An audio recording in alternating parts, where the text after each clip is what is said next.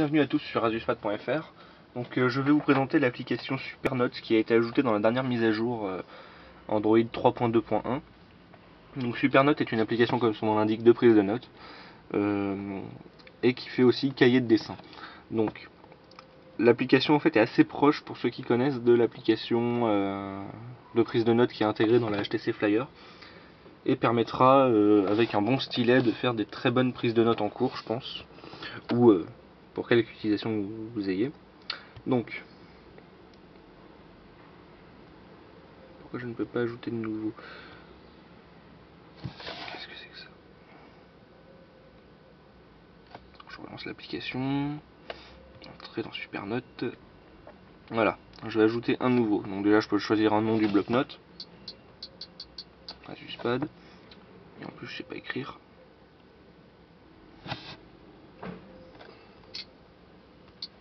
Ok, donc je peux créer soit un bloc-notes, soit un cahier de dessin. Je peux choisir la police d'écriture et la couleur de la page. On va rester sur une page blanche. On va commencer par montrer un petit cahier de dessin. Vous allez voir mes super talents de dessinateur.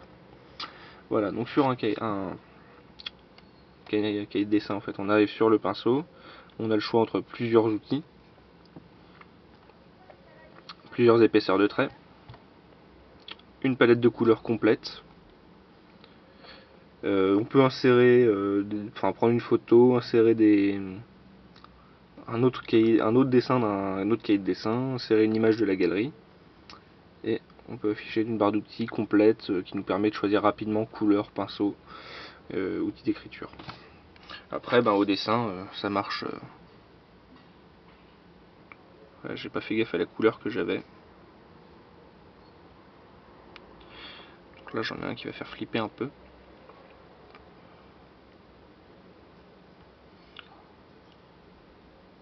Je sais pas ce que j'ai choisi comme mode en fait.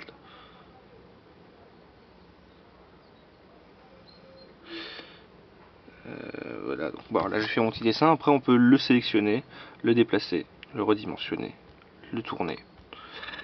Donc on a un outil complet. Donc là, je termine ma note. On va dire que j'ai fait mon petit honeycomb. Je retourne ici. Je vais ajouter une nouvelle. Ce coup-ci, je vais faire un bloc-notes.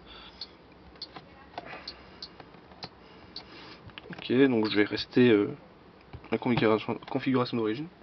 Et dans le bloc-notes, alors, je peux soit écrire en gribouille, donc à la main, soit en clavier, et je peux ajouter, insérer des fonctions. Donc en gribouille, c'est simple. J'écris, il minimise le texte, il met sur une ligne. Si là j'ai espace, retour, entrée, tout ça. Donc si je veux avoir une aide à l'écriture, je peux faire ajouter des interlignes comme ça pour m'aider à l'écriture. Donc je pense qu'avec un stylet c'est quand même plus pratique. Voilà, donc après je peux écrire au clavier.